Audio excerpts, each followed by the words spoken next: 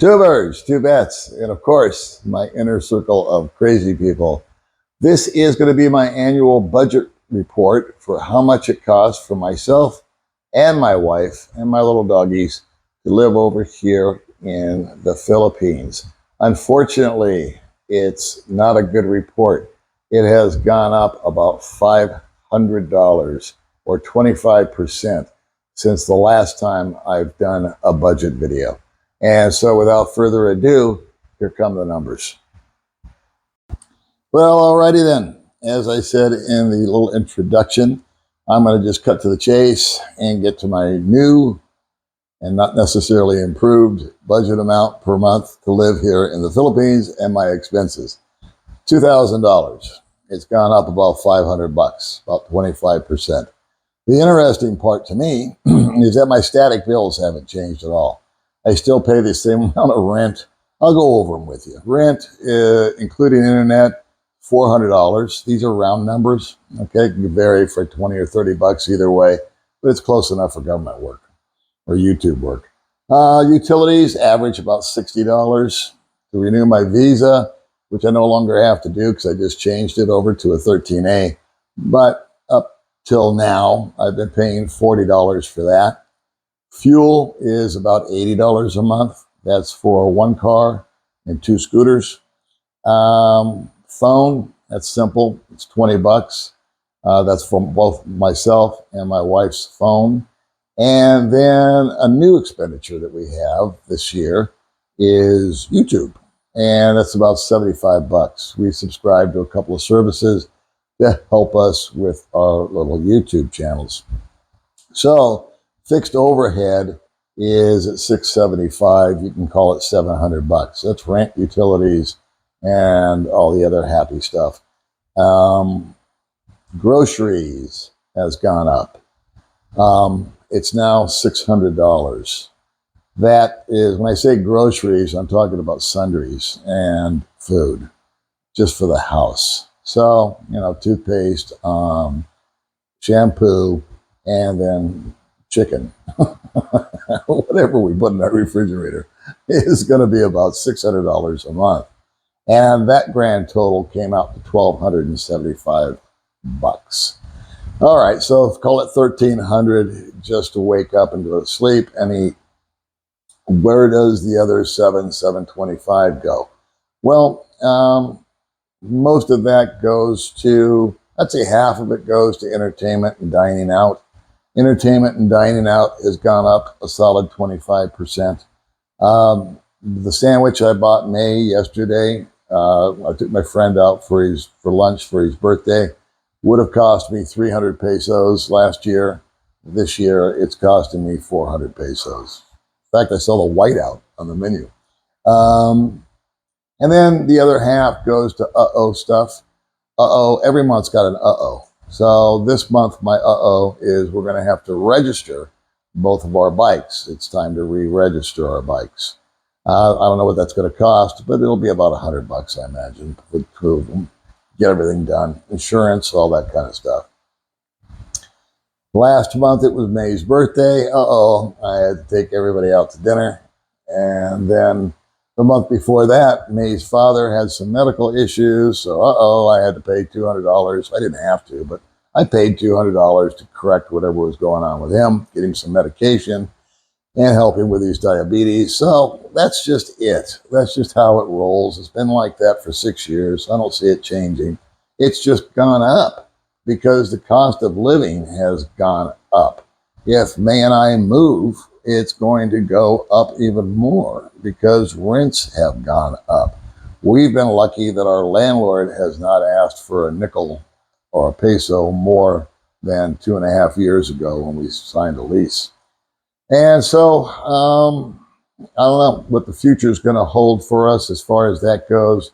We're snooping around. We're looking at some variables, I guess, as to our living situation. But we'll get into that when it happens, if it happens. Right now, we're planning on just staying right where we are, doing what we're doing. It's worked so far. Why break it? Okay.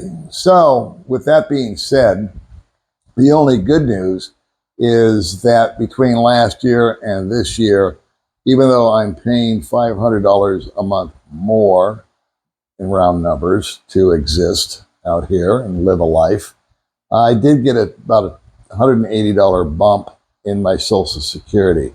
So that sets it off. I'm still $300 over net.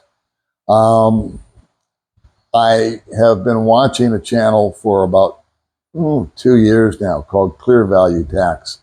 And it's an American guy named Brian who goes over what's happening in economics in America. Everything from car prices and inflation, food, what the Fed's doing. Will interest rates go up? Will they go down? And he's been spot on every time I've watched him. So I trust him. I'll throw a link in if you want to check him out. He doesn't know me from Adam, but I like his information. What struck me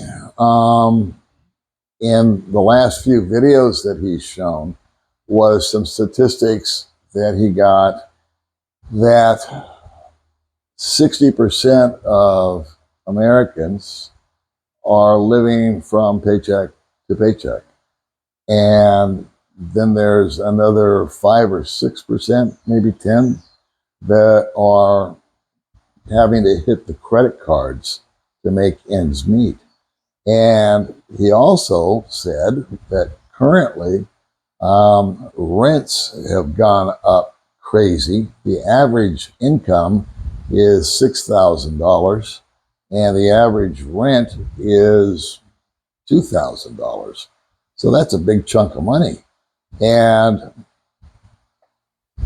that it costs between $600 and $700 a month more to live in America, in the States, be purist, than it did last year. And that's why a lot of you, I think, may be feeling like your back's been pressed up against the financial wall, and it's not your fault. You have not been receiving any kind of increases that keeps you level with inflation. Inflation is just eating you and me and everybody else, I think, on the planet up. And unfortunately, I just don't see it changing. I often wonder what would happen if something were to spike it one more time. For example, gasoline. I remember last year when I was in the States back in March, gas was $7 a gallon where I was staying. And now I think it's $3.50. But what if that happens again? Now you've got these people that are living paycheck to paycheck, and then whack, that hits them. I mean, it's untenable. And the problem is I just don't see it changing. I used to have a lot more hope for the future. And for some reason, maybe I'm just being negative, but that hope has been diminishing from all the information that I've been listening to. Maybe I should just stop listening to it. Probably the best thing for me.